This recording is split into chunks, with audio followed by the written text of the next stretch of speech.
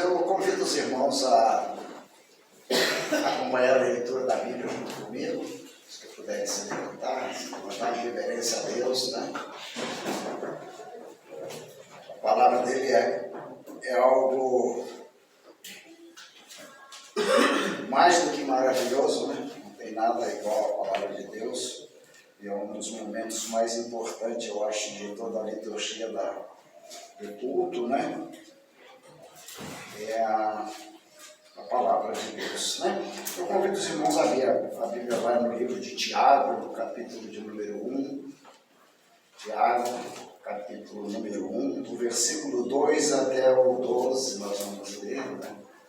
Vamos acompanhar a leitura juntos. Tiago, capítulo 1, versículo 2 ao 12.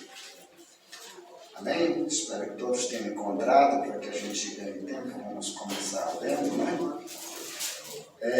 A palavra do Senhor diz assim, né? Que o título tem aqui na minha Bíblia, né? Os irmãos podem ser até que está de outra forma, mas aqui tem assim como provas e tentações, né? Parece que o cristão, né? Ele vive disso, né? De provas e tentações. Faz parte do processo, né? Da salvação. Diz assim: meus irmãos, considerem motivo de grande alegria o fato de passarem por diversas provações, pois vocês sabem que a prova da sua fé produz perseverança. E a perseverança deve ter ação completa, a fim de que vocês sejam maduros e íntegros, sem lhes faltar coisa alguma.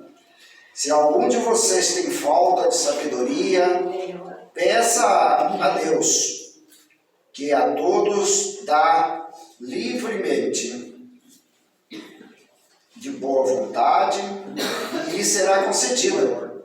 Peça, porém, com fé, sem duvidar, pois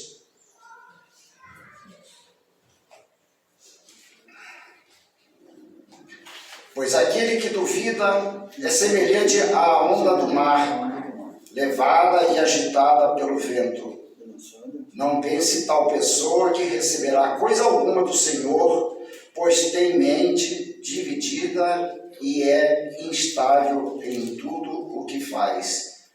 O irmão de condição humilde deve orgulhar-se quando estiver em elevada posição, e o rico deve orgulhar-se caso passe a viver em condição humilde. Porque o rico passará como a flor do campo, pois o sol se levanta, traz o calor e seca a planta, cai e então a sua flor, e a sua beleza é destruída. Da mesma forma, o rico murchará em meio aos seus afazeres.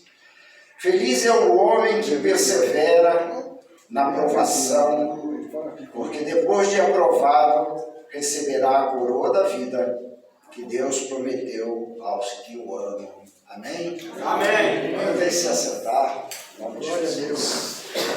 Vamos acompanhar aqui.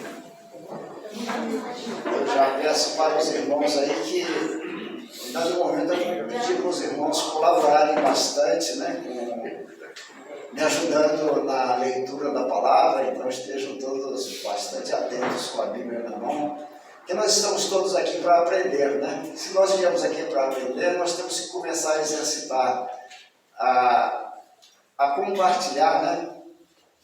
No culto, né? Na pregação da palavra, no ensino da palavra, porque aqui nós estamos não pregando, né? Porque pregar a gente prega para aquele que ainda não recebeu a palavra. Mas todos nós aqui já recebemos a palavra, então nós estamos aqui em busca do conhecimento da palavra, não é mesmo? Nós estamos aqui para aprender uns com os outros.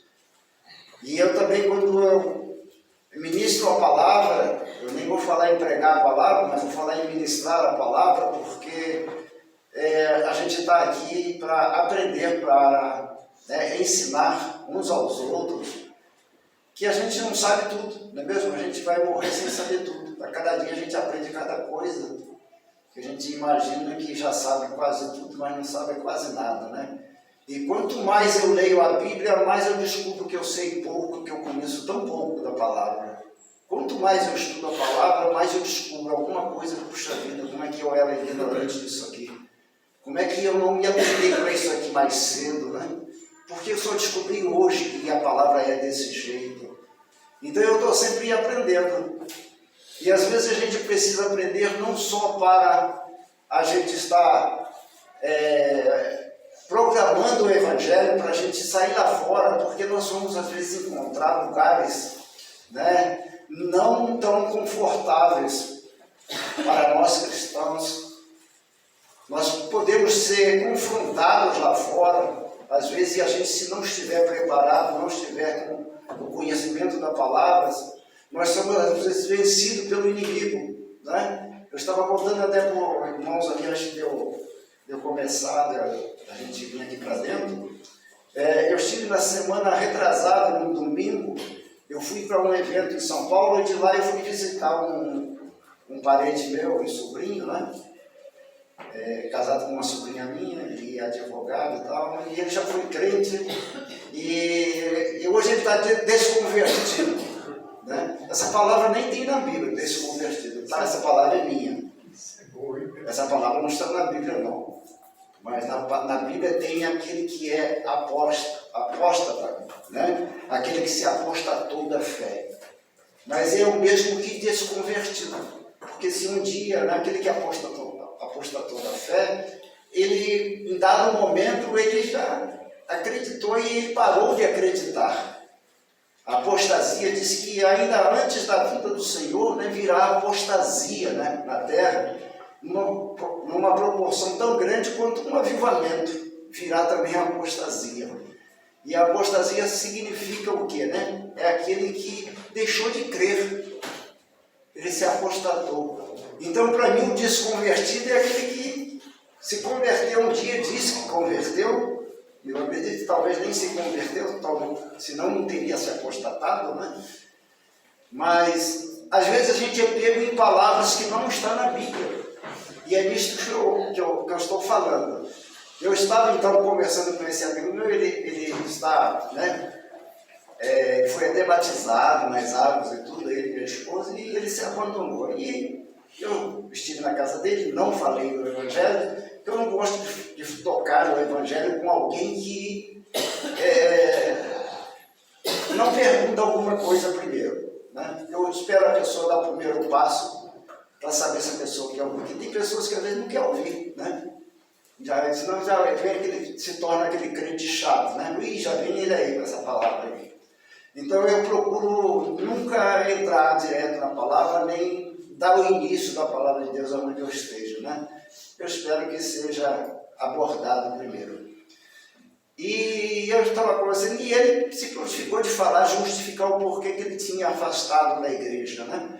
E por que ele afastou, porque ele ficou decepcionado com o líder religioso dele, da igreja dele, não sei se o pastor o que foi, mas o fato é que ele se afastou da igreja porque ele teve essa decepção, né? Uma pessoa ficou frustrado e aí abandonou Deus. Isso existe muito, né? O homem, ele é falho nesse sentido, de às vezes abandonar Deus porque um irmão desagradou. E aí ele falando, né? E eu falei, né, estava falando com ele e tal, e eu usei a palavra propósito, né? Eu falei, Deus tem sempre um propósito em tudo na nossa vida mesmo. Ele falou assim, eu nem me venho falar de propósito, porque na Bíblia nem tem essa palavra propósito. Olha só como é que o diabo, ele te confronta, né? E aí, né, se você não está preparado, você não tem o conhecimento, né, não participou do que nós estamos participando aqui hoje, aprendendo, né, da palavra, a gente buscando sabedoria, né, que a palavra que nós lemos aqui, né, que nós temos que buscar sabedoria, né, que fala aqui, ó, se algum de vocês tem falta de sabedoria, peça a Deus que a todos dá livremente, de boa vontade, e lhe será concedida. Então nós estamos aqui fazendo o quê, né? Nós estamos buscando essa sabedoria em Deus, né? Buscando conhecer, para que, se a gente for confrontado dessa forma, a gente esteja preparado. E eu peguei e falei para ele, olha, tanto tem na Bíblia que eu vou te falar, para você não dizer que está só no Novo Testamento ou se está só no Velho, eu vou te falar 2 versículos no Velho Testamento, 2 no Novo, e citei para ele os 2 versículos do Velho e do Novo Testamento, que estava a palavra propósito. Aí ele falou assim, mas eu pensei que não tinha. Eu falei, então, mas você pensou, mas tem, né? Eu falei, que bom que tem, né? A palavra propósito na Bíblia. Aí ele falou assim, mas o Deus também deu livre-arbítrio para o homem decidir o que ele quer fazer na vida dele. Eu falei, então, essa palavra não está na Bíblia. Livre-arbítrio não está na Bíblia. Pode procurar, se você quiser, você pode procurar na Bíblia, que você não vai encontrar essa palavra livre-arbítrio. Mas... Eu falei, então, por quê? Às vezes a gente ouve tantas pessoas falar, e eu também já usei essa palavra livre-arbítrio, mas eu não citei a palavra pela Bíblia, né?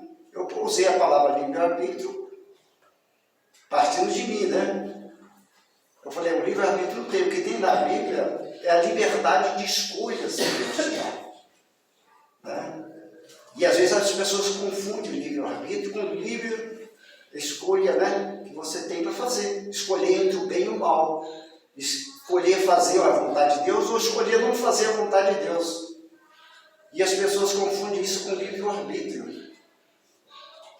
Então, a importância da gente estar aqui hoje, estar aprendendo, é justamente para isso, para a gente se preparar, para se a gente for confrontado lá fora, a gente ter como combater, né, o assédio do inimigo, né, sobre a gente, para tentar derrubar a gente, né, tentar derrubar a gente no convencimento de que a palavra de Deus é verdade, que o que a gente está falando realmente está escrito na Bíblia, né?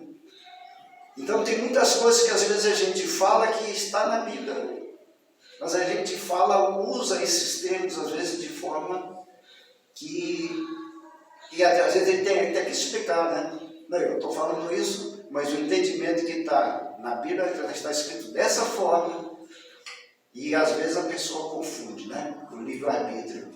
Usa mal o livre-arbítrio que ele tem, né?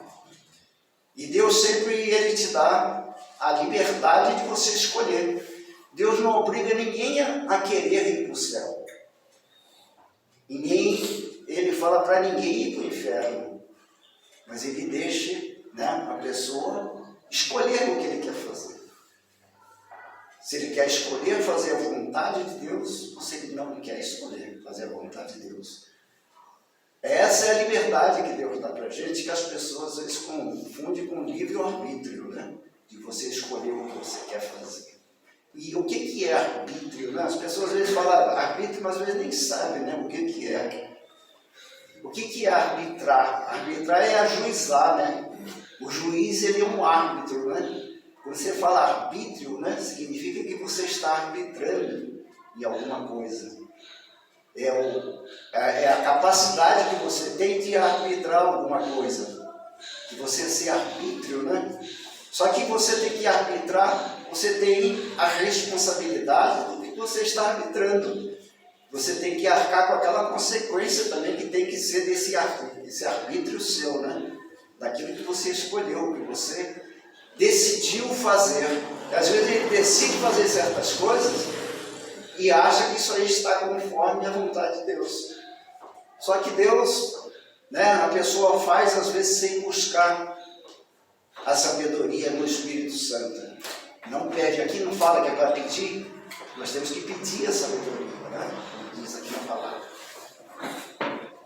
Porque senão nós corremos o risco de nós obtermos resultado do nosso arbítrio, um resultado desagradável, um resultado que nós não esperávamos. Então nós temos que ter responsabilidade para quando nós arbitrarmos alguma coisa, nós exercemos o livre-arbítrio, né?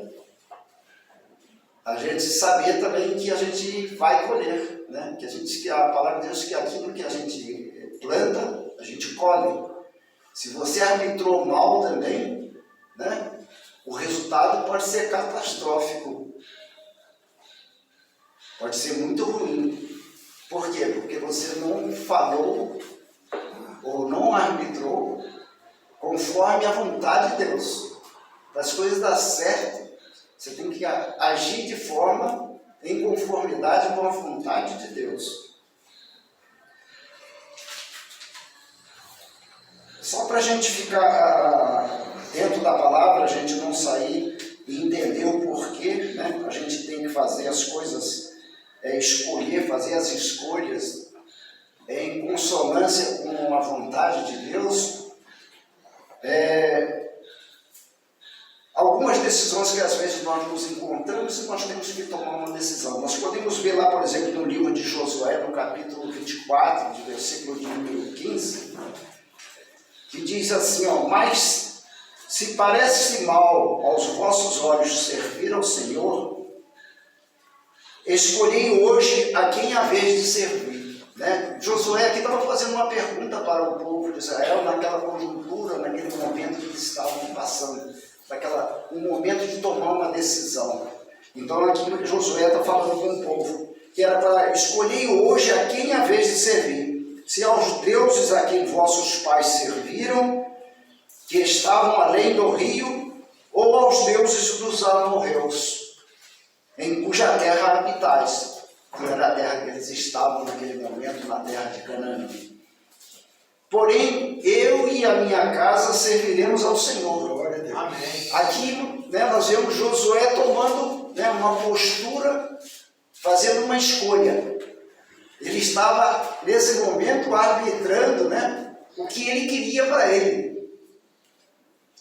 Ele arbitrou algo, escolheu algo dentro da vontade de Deus. Ele fez uma boa escolha. Ele falou: eu não sei vocês, todo o povo de Israel, que era grande a multidão, mas eu e minha casa escolhemos servir ao Senhor. Eu e a minha família escolhemos servir ao Senhor. Eu não sei qual é a decisão que vocês vão tomar, né? Porque muitos estavam ali já desviados, né? Desconvertidos naquele momento. E sempre vai ter, a maioria vai estar desconvertido, né?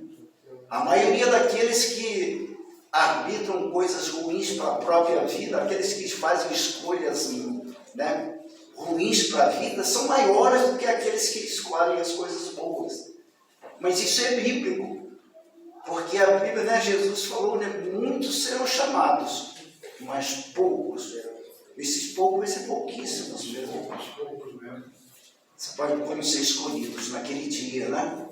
Naquele dia que nós vamos ter que ouvir duas frases, uma boa demais, maravilhosa, e uma outra horrível, né? Aqueles que vão ouvir: vinde benditos de meu Pai, né?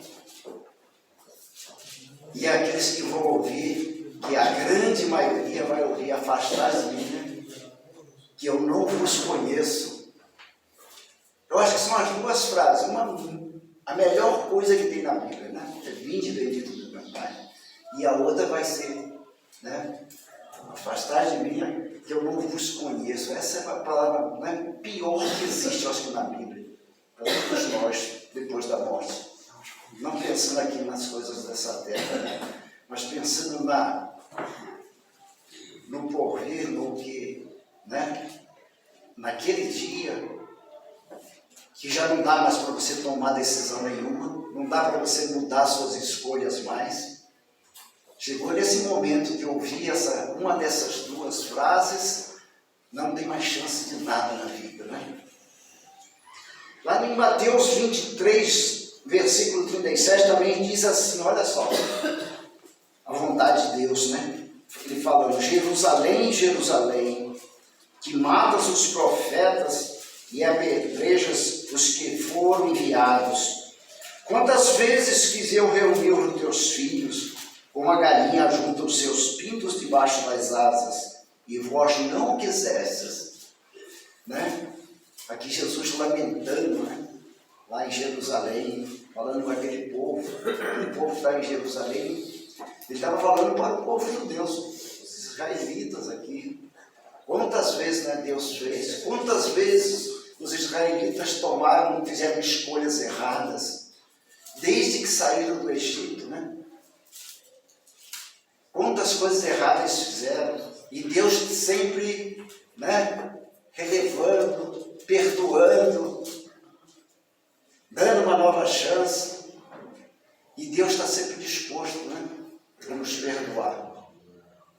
Ele está sempre aberto. Deus nunca é definitivo em dar a sentença, né, que não quer mais saber de nenhum de nós.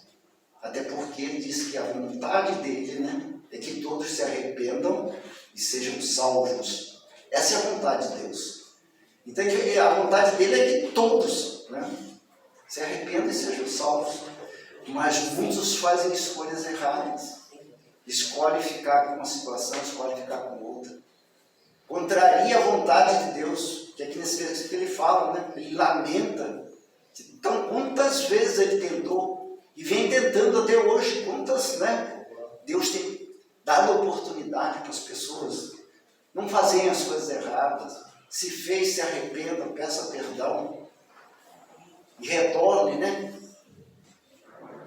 A partir da onde que erraram, corrija-se, para fazer a vontade de Deus, né? Que Ele quer que a gente se salve, né? Ele não quer que ninguém se perca. Essa é a vontade dele. Lá em João 7,17 diz: se alguém quiser fazer a vontade de Deus, há de saber se a doutrina é de Deus, ou se eu falo, né? Aqui no caso, né? João está falando, ou se eu falo por mim mesmo. Nós devemos saber se a vontade é de Deus, ou se o que nós estamos falando é de nós mesmos. Nós estamos falando de nós mesmos. Muita gente acha que, né, fala certas coisas, aconselha como se fosse aquilo a vontade de Deus. E às vezes está falando coisa que não é da vontade de Deus. Está aconselhando às vezes a pessoa de forma contrária à vontade de Deus. Então aqui ele fala para você se examinar, né? Se alguém quiser fazer a vontade de Deus, há de saber se a doutrina é de Deus, ou se é de mim mesmo, ou de si mesmo, né? Lá em Romanos, no capítulo 2, 14 e 15 até, porque diz assim, ó: porque quando os gentios que não têm lei fazem por natureza as coisas da lei, não tendo eles lei, para si mesmos são lei. Olha só. A gente tem que ler até com calma para entender bem claramente, né? O que o versículo está querendo dizer, não é mesmo? Olha só, porque quando os gentios que não têm lei, porque os gentios não tinham lei, a lei era só para os judeus, os gentios estavam afastados de Deus, né? Eles não tinham aquele privilégio que o povo de Israel tinha, que vivia debaixo da lei, né? E hoje, graças a Deus, né? E graças à rejeição dos judeus, nós, que outrora éramos gentios, nós temos esse privilégio, né, de sermos alcançados. Na nova aliança, né, nós temos um mandamento a seguir, que é o mandamento de Jesus Cristo. E ele simplificou, né, dos 10 ele simplificou em 2 mandamentos, né? Então Jesus foi tão bom que ele levou sobre ele todos os nossos pecados, pagou por tudo que nós deveríamos pagar, ele pagou em tudo e ainda simplificou o mandamento para a gente seguir. De 10 ele transformou em 2 e ainda falou, cumprindo esses 2 mandamentos, cumpre-se toda a lei, né? Ou seja, ele está resumindo toda a lei em 2 capítulos, ou 2 versículos. Quando ele fala, né? O primeiro mandamento era amar a Deus acima de todas as coisas, com todo o seu coração, com todo o seu entendimento, com toda a justiça, né? Então, ele resume tudo. Primeira coisa, a prioridade tem que ser essa, Amar a Deus acima de todas as coisas. Nós devemos abrir mão de tudo para amar a Deus acima de tudo. E o segundo mandamento, ele falou, é igual ao primeiro, né? Amai-vos uns aos outros, assim como eu vos amei. E aí ele complementa, né? Cumprindo esses dois mandamentos, cumpre-se toda a lei. Então fez isso até para nos facilitar. Olha como é que Jesus é tão bom, né? Além dele ter pago tudo na cruz, pagou a nossa conta lá, a nossa dívida, né? Ele pagou tudo e ainda simplificou para a gente ficar mais fácil para a gente ainda acompanhar ele, né? E ele só pede uma coisa para a gente fazer, né? Para seguir ele, né? É renunciar às coisas. Negue-se a si mesmo, né? Ou seja, renuncie a todas as coisas erradas que você fez até hoje. Renuncie, abre mão de todas as coisas desse mundo. E então tome a tua cruz e siga-me. Então, ele fez as coisas, né? Tinha uma sabedoria nas palavras, simplificou tanto o entendimento para a gente que só não entende quem não quer mesmo. Quem quiser fazer a escolha de ir pelo lado errado. Quem quiser não agradar a Deus, quem não quiser, né, fazer a vontade de Deus. Porque ele explicou as coisas com palavras tão simples. Ele pregava muito com parábolas, né, até para facilitar o entendimento das pessoas. Mas as pessoas insistem, às vezes, a exercer o livre-arbítrio dele, né, que está fora do contexto bíblico, né? Eu volto a afirmar isso aí. Mas as pessoas fazem isso mesmo, exercem o livre-arbítrio, contrário à vontade de Deus, fazendo a vontade dele próprio, ele decidindo por ele mesmo, né? Exercer esse livre-arbítrio dele.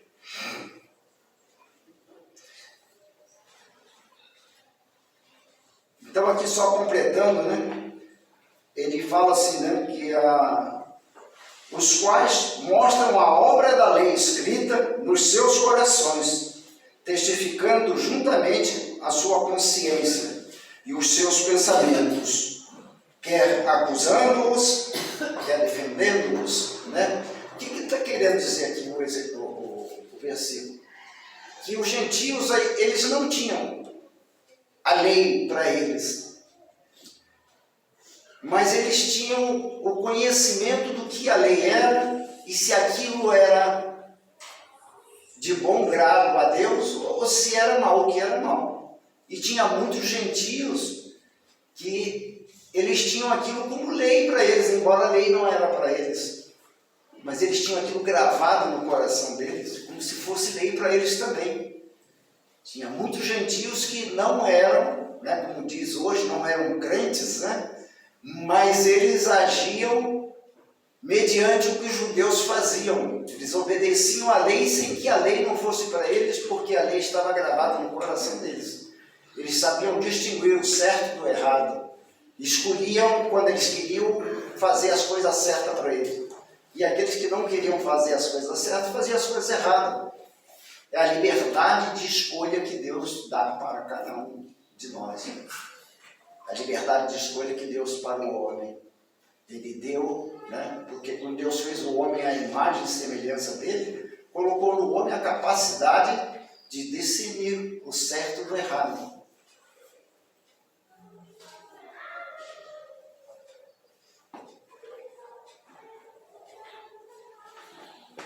Então nós vemos lá em Filipenses, capítulo número 2, versículo 12 e 13. Diz assim: assim, meus amados, como sempre obedecestes, não só na minha presença. Isso aqui é Paulo falando aos filipenses.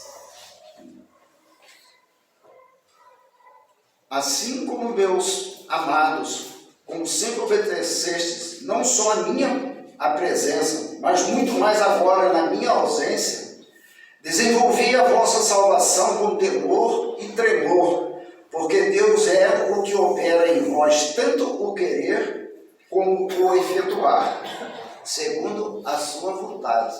Deus, você vê que Deus efetua conforme a vontade dele, de Deus. Ele efetua o bom querer, né? Segundo a vontade deles. E aqui Paulo, né? Ele está expressando a alegria dele de saber que essa igreja aqui tinha escolhido obedecer a Deus. E Paulo aqui estava ausente dessa igreja, mas ele sabia que os filipenses tinham escolhido o melhor, tinham entendido o evangelho e estavam obedecendo mesmo na ausência de Paulo.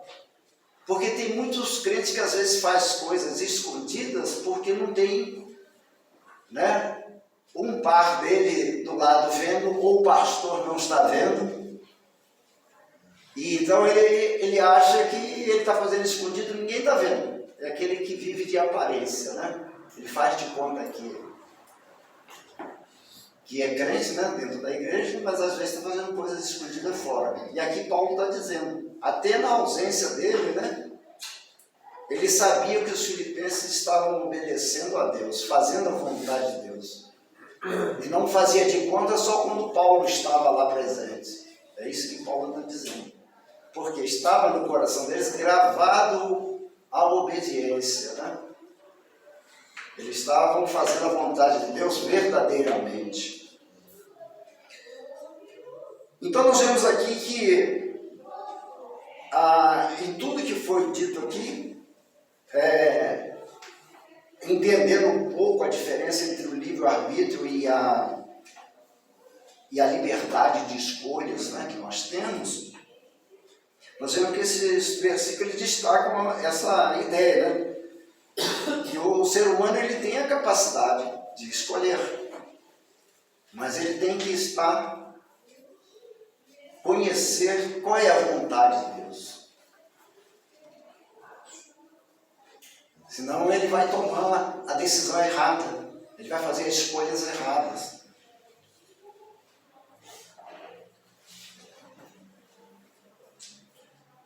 E nós vemos que a vontade de Deus, né, para cada um de nós, ele tem um propósito, né? E ele tem algo especial, né?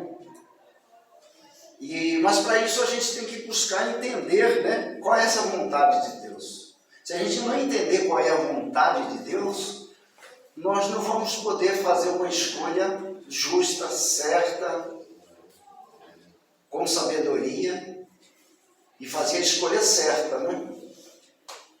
Para isso a gente precisa descobrir primeiro qual é a vontade de Deus.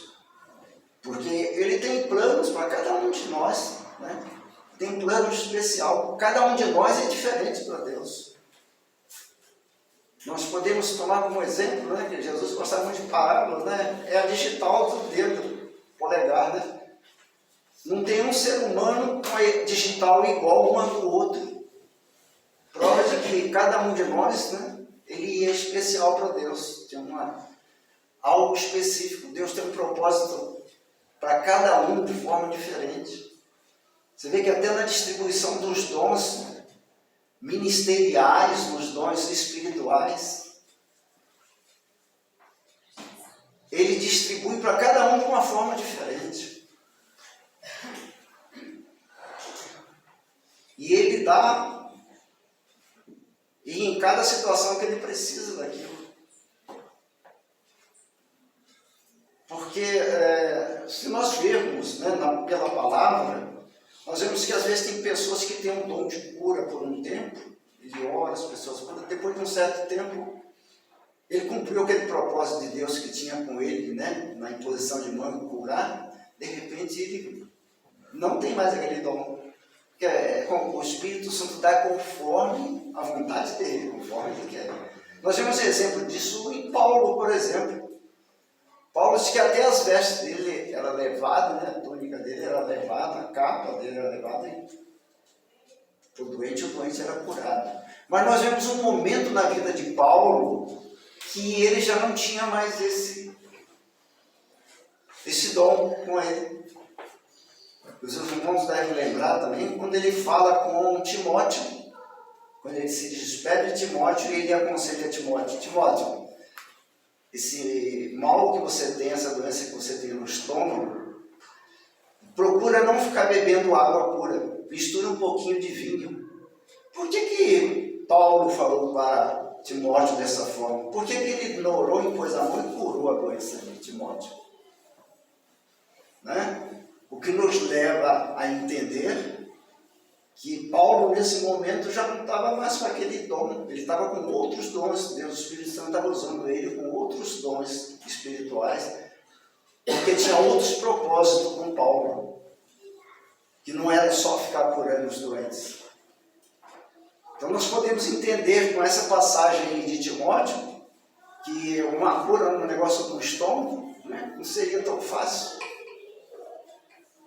E por que ele aconselhou Timóteo a beber água misturada com um pouquinho de vinho? Para acabar talvez com essa gastrite que estava no estômago de Timóteo. Né? Então tudo isso a gente precisa ter essa sabedoria para a gente poder entender e saber o propósito de Deus para cada situação que a gente possa estar passando. E nós vemos quais são essas vontades de Deus, né? Agora nós vamos falar um pouquinho da vontade de Deus. O que é? Quais são essas vontades que Deus faz com a gente? E quando a gente for tomar essas escolhas, a gente tem esse conhecimento de quais são essas vontades de Deus. Temos aqui, eu elenquei alguns versículos aqui, falar em Romanos capítulo 12, versículo de número 2, e diz assim, ó: e não vos conformeis com este mundo, mas transformai-vos pela renovação da vossa mente, para que experimenteis qual seja a boa, a agradável e perfeita vontade de Deus. Olha só o conselho de Deus, para a gente entender qual é a boa vontade e a agradável vontade dele. Né? É que a gente não se conforme com as coisas desse mundo, a gente não se amoldar, né, às práticas desse mundo. A gente não se conformar com isso, a gente abandonar essas práticas desse mundo, não participar das coisas desse mundo, não ficar aplaudindo, ficar seguindo, né, as coisas desse mundo. Como muitas vezes, né, fica lá, eu não posso perder a novela todo dia. Nós temos isso no meio, né, da igreja. Muita gente que não deixa de assistir a novela. Isso aí é que Deus está falando aqui, para a gente conhecer essa vontade de Deus. Não quer que a gente se amolde às coisas desse mundo, ficar seguindo essas coisas. O que se aproveita, né, assistir novela, aproveita como trair o marido, como trocar, né? Casais ficar trocando de um para o outro, matar o outro, enganando um ao outro, mentindo. Essas são as coisas desse mundo que Deus não quer que a gente se amolde a essas coisas, ficar seguindo esses tipos de coisa. Nas redes sociais, né, as pessoas ficam se exibindo, tirando foto, botando lá de tudo quanto é jeito, né, para poder agradar a esse mundo, para ser cobiçada por esse mundo. E é nisso, né, a gente tem que usar as redes sociais, a gente tem que usar bem, né, para levar a mensagem.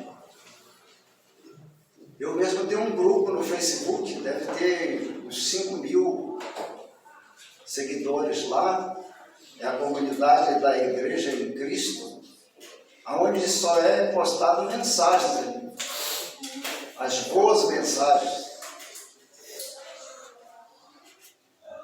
Que é Bíblia, só Bíblia. Deve ter, a comunidade lá deve ter, sei lá, uns 100 membros, né? Mais ou menos. Tem essa comunidade com mais ou menos 100 membros, daqueles que participam, né? Com pregações, com ensinamentos. Mas uma coisa que eu não admito lá é ficar botando propaganda, né? Por exemplo, tem muita gente que às vezes, né, passa, pede para se inscrever lá no grupo. E uma das coisas que eu evito escrever no grupo são mulheres Lá vocês podem olhar, podem entrar lá e olhar. Eu não admito a inscrição de mulheres lá. E outra coisa, também não admito ficar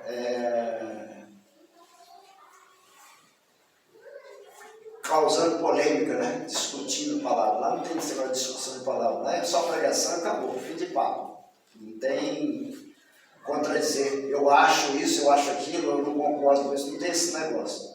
E a palavra aceita, não, acabou, morreu ali.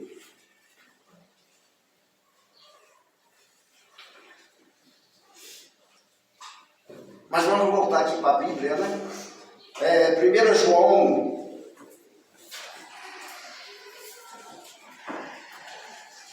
1 Tessalonicenses, capítulo 4, versículo 3, diz assim: porque a vontade de Deus é a vossa santificação, que vos abstenhais da prostituição.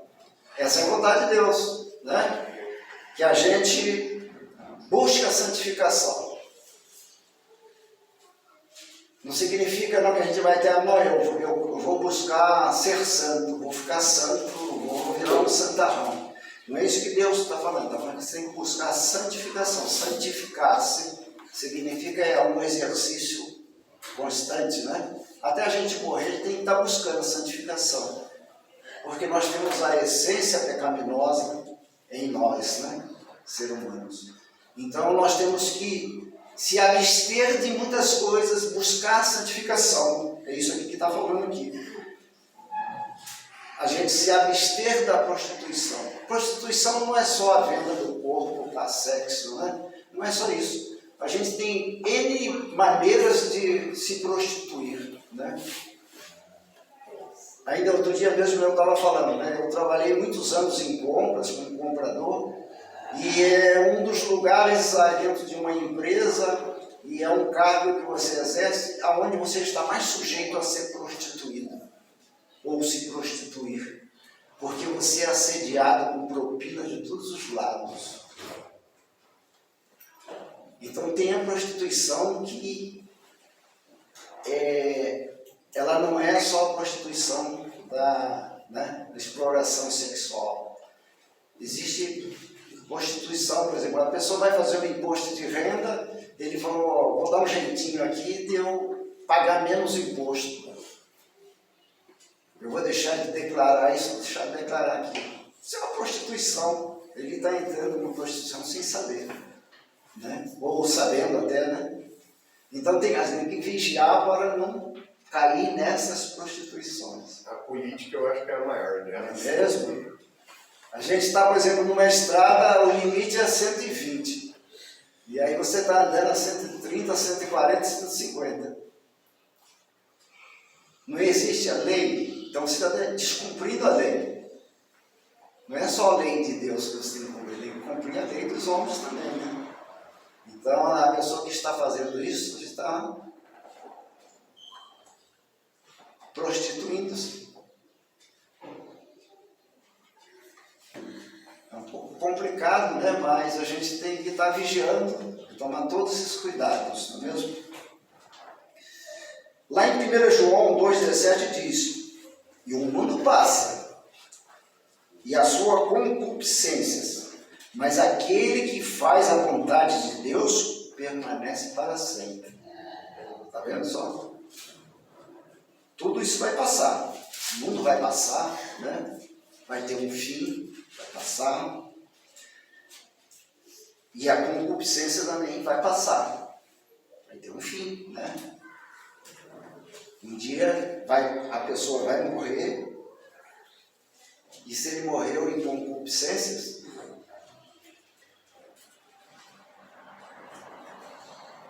e a concupiscência, ela é a mesma coisa que pecado. É pecado, mas não é a mesma coisa, né?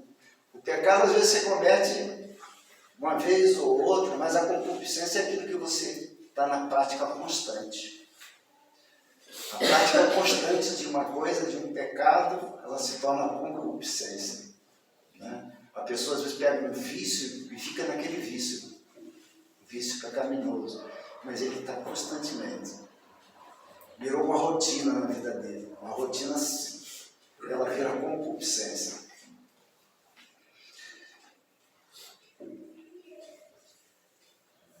Lá em Mateus 7:21 fala: nem todo o que me diz Senhor, Senhor entrará no reino dos céus, mas aquele que faz a vontade de meu Pai que está nos céus.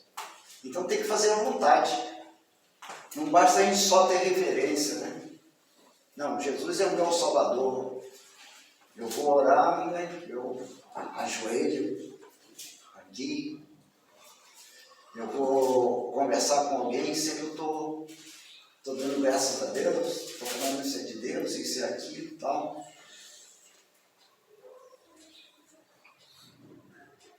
E só chamar de Senhor e Senhor, ele fala que só isso não basta. Está arriscado naquele dia: afastai de mim que eu não vos conheço. Efésios 5:17 fala: portanto, não sejais insensatos, mas entendei qual seja a vontade do Senhor. Quando nós vemos a Bíblia, ela explica o que você não deve fazer e o que você deve fazer a vontade de Deus, né? Para a gente não ser insensato, tenha bom senso daquilo que vai fazer, faça as escolhas certas, que agradam a Deus. Cuidado para não fazer as coisas que não agradam a Deus, ou seja, não seja insensato, né? É isso que está dizendo aqui, não seja insensato, fazer aquilo que vai contrariar a vontade de Deus, é ser insensato. Provérbios 3:5-6,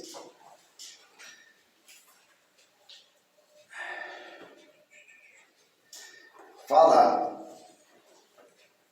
confie no Senhor de todo o seu coração e não se apoie em seu próprio entendimento.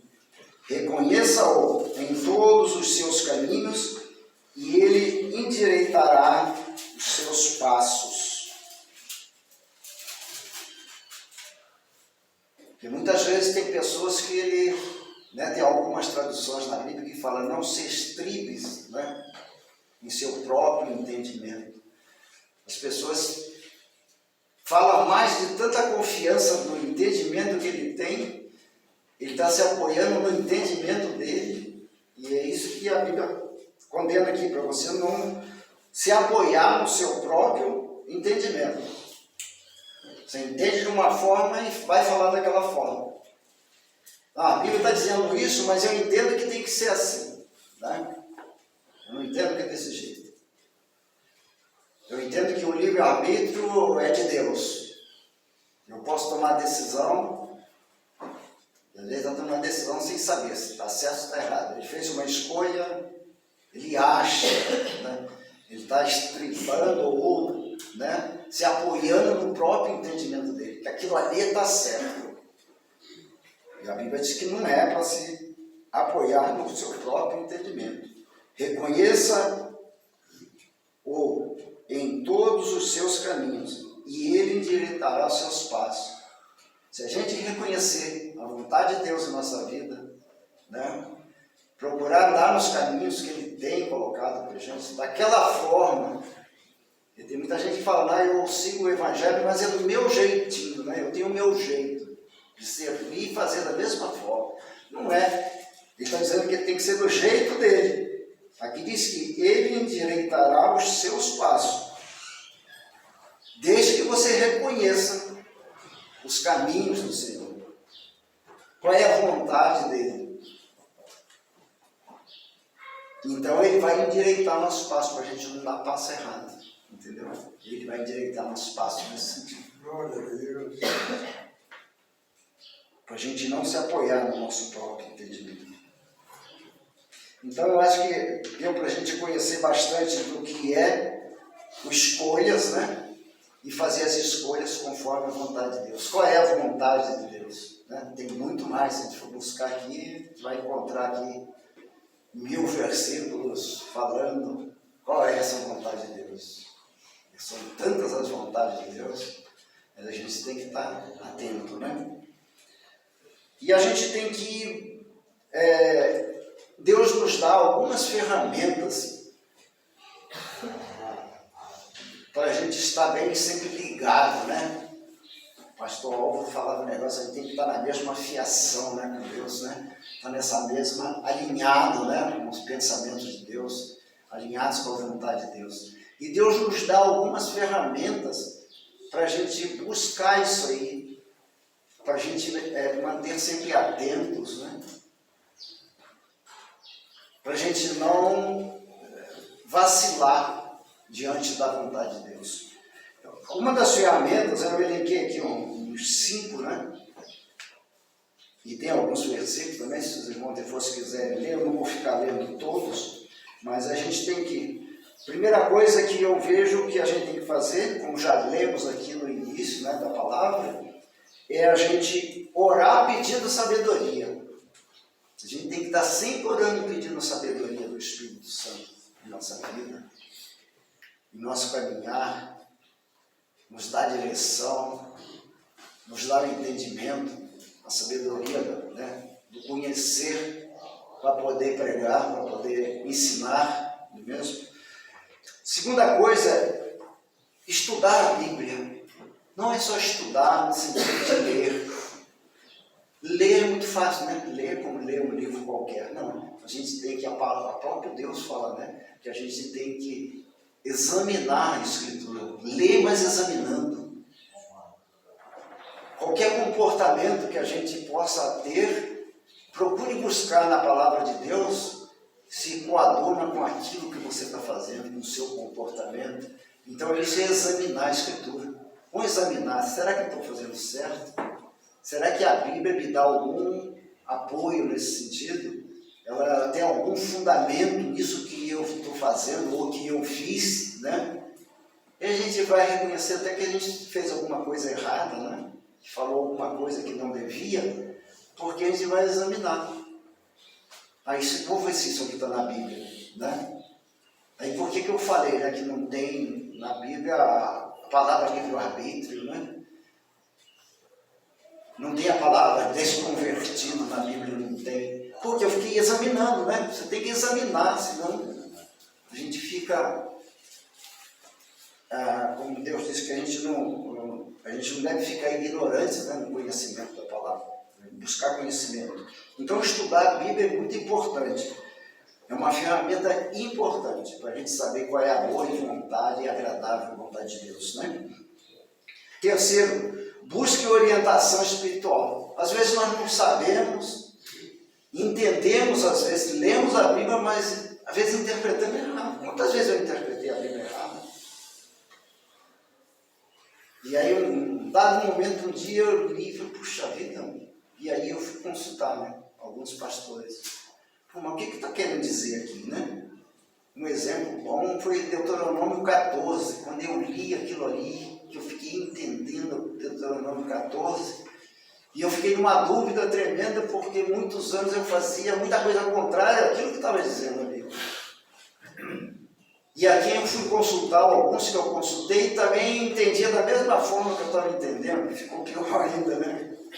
E eu fui até que o Espírito Santo abriu para mim, né? A interpretação me deu algo muito claro. E aí eu entendi.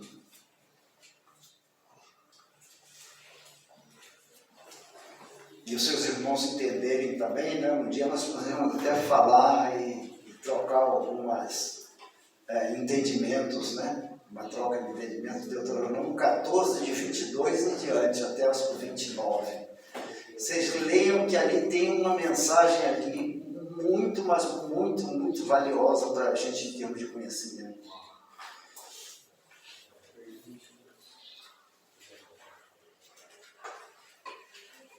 E a quarta ferramenta, né?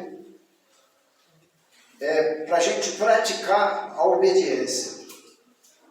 É algo para ser praticado mesmo. Porque às vezes é difícil para a gente. Às vezes o orgulho não nos deixa praticar a obediência.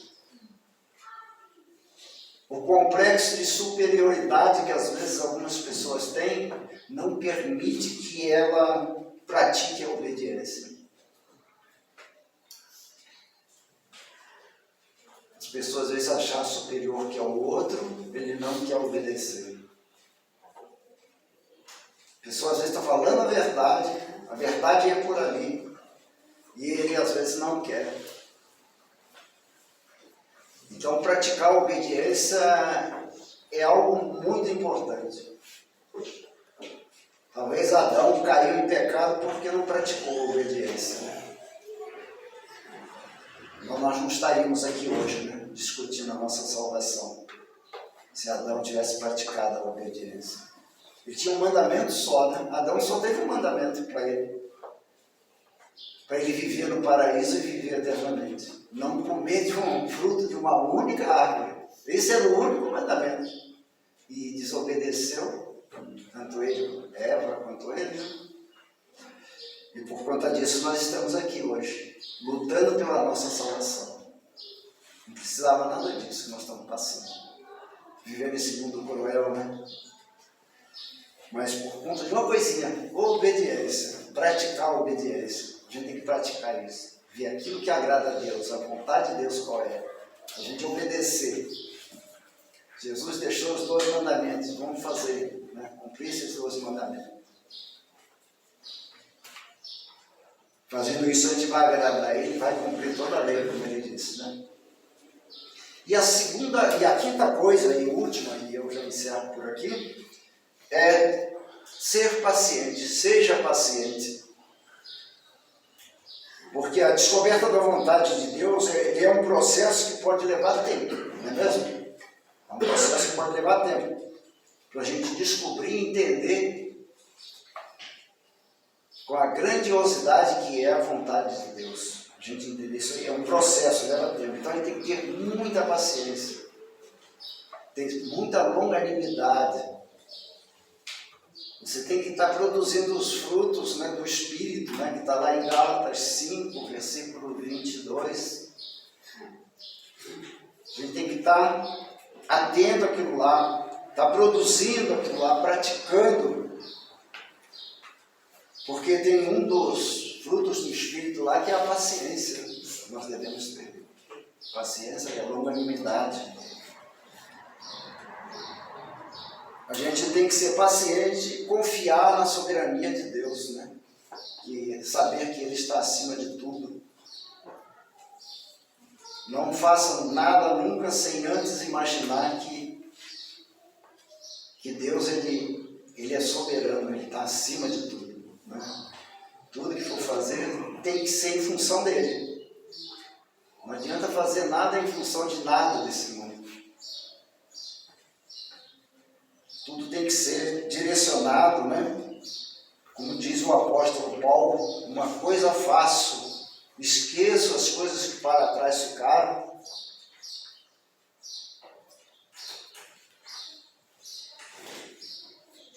Pratico a obra, né? Ou seja, né? Eu vivo o presente, mas prossigo para o alvo. O alvo qual é? O alvo é o reino de Deus. Esse tem que ser o nosso alvo. Nada é mais importante do que isso. Nada pode nos tirar deste propósito, deste alvo. Um apóstolo, para que um dia a gente possa dizer, como o apóstolo Paulo falou também, não é mesmo? Combati o bom combate, venci a carreira, guardei a fé. Guardar a fé é importante.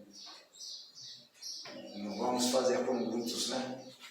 Em dado momento se apostatar da fé, deixar de crer que Jesus Cristo ele é o caminho, a verdade e a vida, né? E ninguém vai ao Pai senão por Ele. Esse tem que ser o caminho, ele tem que ser o alvo nosso. A salvação, a coroa da vitória tem que ser o nosso alvo. Não podemos perder o foco desse alvo. Amém? Amém? E a Deus todas as glórias.